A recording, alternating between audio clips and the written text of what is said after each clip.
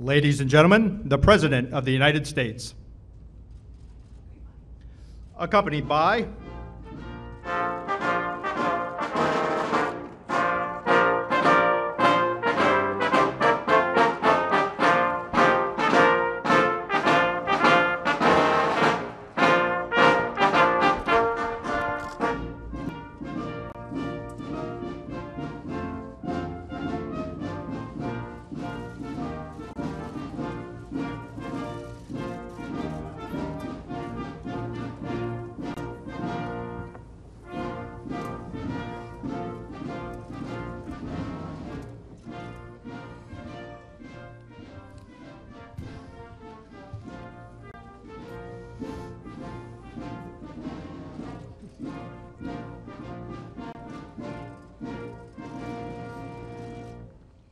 At ease. Good afternoon and welcome to the White House, and this is officially for you, most of you know, the Rose Garden. Very special, very, very special place. Today is a day of celebration, so relax and have a good time. I have no higher honor as president than to serve as the Commander-in-Chief of the United States Armed Forces. And I truly have no greater pleasure than to award the Commander-in-Chief's Trophy for the first time in 21 years to the Army Black Knights. Congratulations.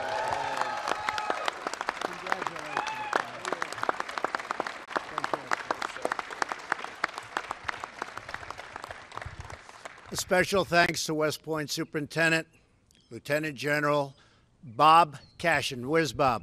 Where's Bob? How do you like it, Bob?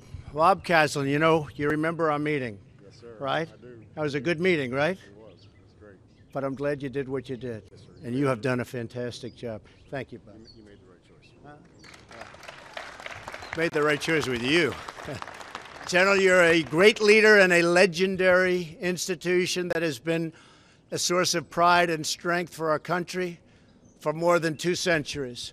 I'd like to welcome 2 West Point grads serving in my administration who are here today to celebrate the Black Knights' history and really that historic victory. Secretary of the Army, Mark Esper. Where's Mark? Mark, how are you, Mark? Doing a great job.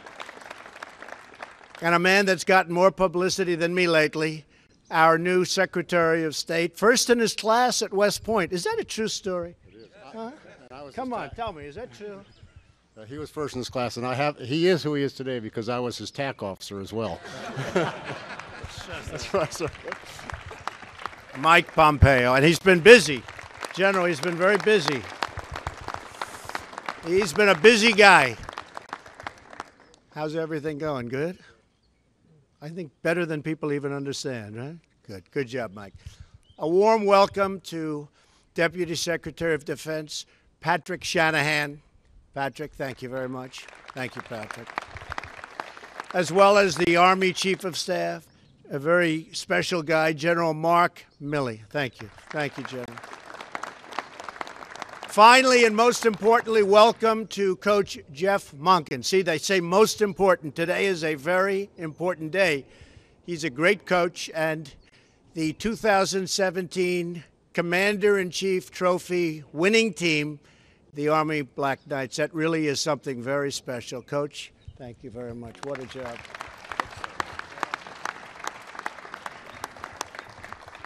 I assume you have him signed to a long-term contract, right? He could get a little expensive here. Good job, Coach. I don't know. But he said he loves his team coming back, so you have another good season planned. I know that. As the team had an amazing season, capping it off with a come-from-behind victory at the Armed Forces Bowl, a game I watched, and that was a very exciting game. That was old-fashioned football. Everybody had counted you out, but you refused to give up. You scored 21 points in the fourth quarter alone. Your victory gave Army its second 10-win season in the entire history of Army football. That's something. Winning a bowl game is truly impressive. And you really shutting out Air Force. And Air Force is a great football power and a great football school. 21-0. But we all know that your most important win was at the celebrated Army-Navy game. There is no game like that, I think, Coach, right? Well, it's something special. On that snowy day, you fought hard. You came from behind and beat Navy for the second season in a row. The first time that it's happened in over 2 decades. That's what you call a job well done. Amazing. Really amazing. In that most crucial game of the year, you made the entire U.S. Army proud, and you made the country proud. Early in the third quarter, Navy was up 10-7 when their quarterback started racing down the field. One of your team captains, John Voight, no relation to John Voight. He wouldn't be too good a football player, but he's good at other things, right? John Voight. Where's John? Come on over here, John. Big guy.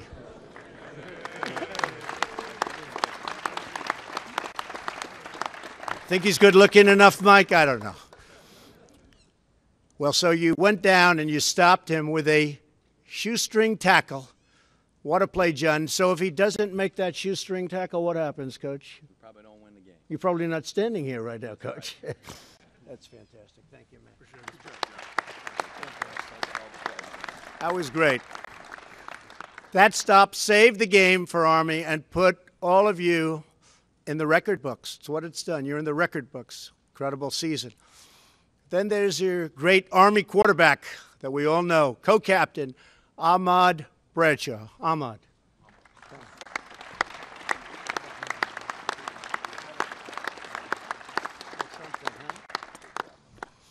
Oh, I could just see the NFL. I don't know, Ahmad.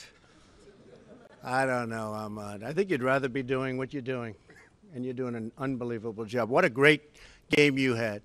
You became Army's all-time single-season rushing leader with 1,746 yards. That's a lot of yards. That's all-time. You didn't just break the Army record, Ahmad. You broke the rushing record for every single service academy ever. So that is a tremendous achievement. Thank you. And I understand that one of the toughest moments of the year came with only 2 games left in the season. I hate to bring this up, but we have to, Coach. When the University of North Texas scored a winning field goal in the last seconds of the game, the final score was a heartbreaking 52-49. Back in the locker room, Coach Monken looked every player, every single one of them, in the eye. And with great inspiration, he asked, do you want to win with me?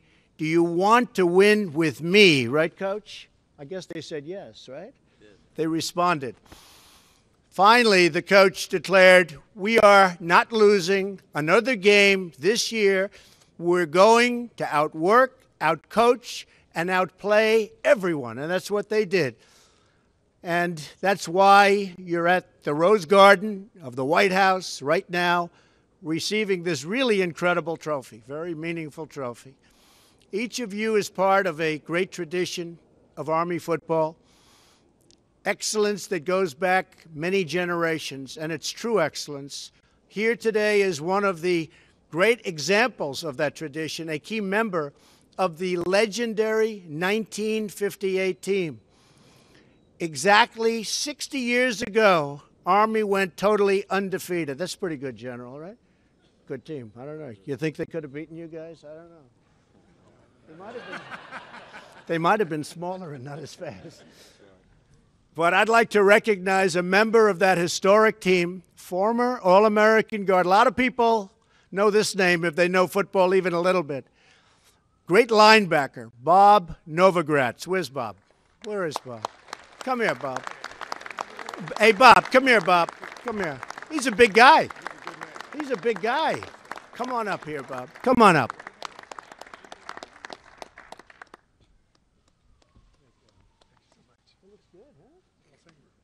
Still looks good. They keep him good at West Point, right, Mike? Fantastic. Stand up here with us. General, is he allowed to stand with you? I don't know. He's in the Hall of Fame. Should we let him stand up here, fellas? You betcha. He's in the Hall of Fame is right. To all of the players here today, West Point adopted each one of you into its history, traditions, and values. The Corps gave you a fundamental piece of who you are and who you will always be. You have given back to the Corps with dedication and teamwork, with every effort to achieve physical and academic excellence, with your embrace of those three most hallowed words: duty, honor, country. When each of you stepped out on the field, you had the pride of knowing that you played for Army. You won for Army. And very soon you will be officers and leaders in that incredible group of heroes called the United States Army. And they really are a group of heroes. You look at the world, by the way, we are respected again. Is that right, General? We are respected again at the highest level. You can see what's going on. You see a big difference. There's a big, big difference. And fellas, we just got approved $700 billion this year, $716 billion for next year. And that's for you and the armed forces. And we've never had that before. Stronger than ever before. That's what's happening, right? Is that a correct statement, General? I see there's one very happy general sitting right there. He's definitely an Army guy, too, isn't he? You were very happy with this game, weren't you, General? I know you well. The lessons you've learned on what General Douglas MacArthur called the fields of friendly strife, you will soon put into service for our nation. I know that each of you will serve with the same commitment, determination, and character that have earned you distinction on the gridiron. You will be courageous members of the long gray line that stretches back to the earliest days of our republic. You will be part of the 5 proud branches of the United States Armed Forces: Army, Navy, Marines, Air Force, and the Coast Guard. And we're actually thinking of a 6th, and that would be the Space Force. Does that make sense? The Space Force, General. You probably haven't even heard that. I'm just telling you now. This is perhaps because we're getting very big in space, both militarily and for other reasons. And we are seriously thinking of the Space Force. And you'll join the greatest force for peace and justice the world has ever known. You will keep us safe. You will keep us strong. You will keep us free. And thank you for your service, and go Army. I'll be watching you, Coach. I'll be watching you next year. I really believe that from what I'm hearing, this team could go on and have another incredible season. You are a special group of people, and it's an honor to have you at the White House. Thank you very much, Coach. Please say a few words.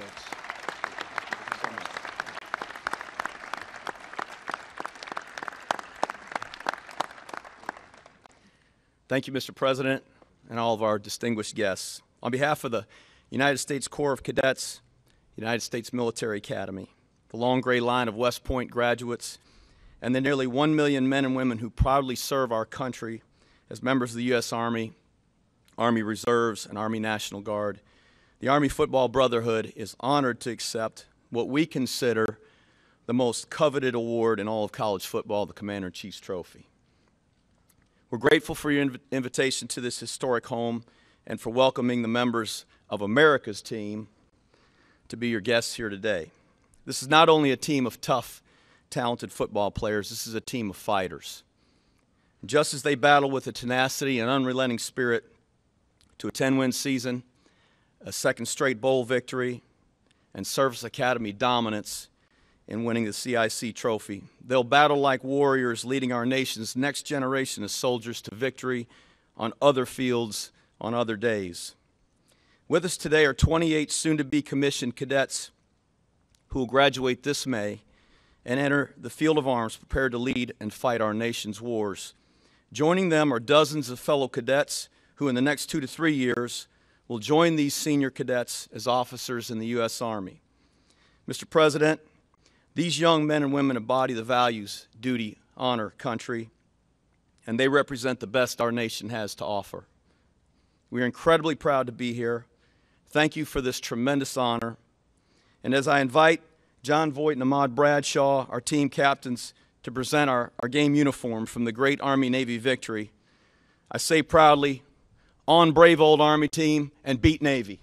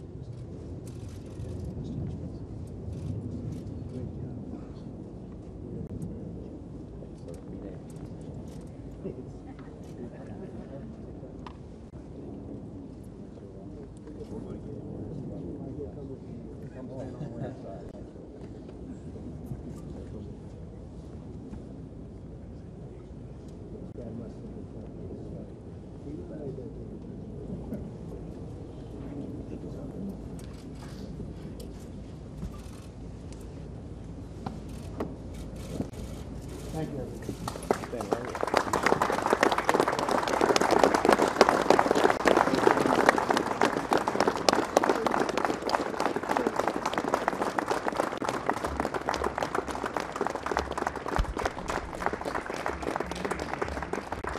Ladies and gentlemen, please remain in your seats until the Army West Point Black Knights have departed the Rose Garden. Thank you.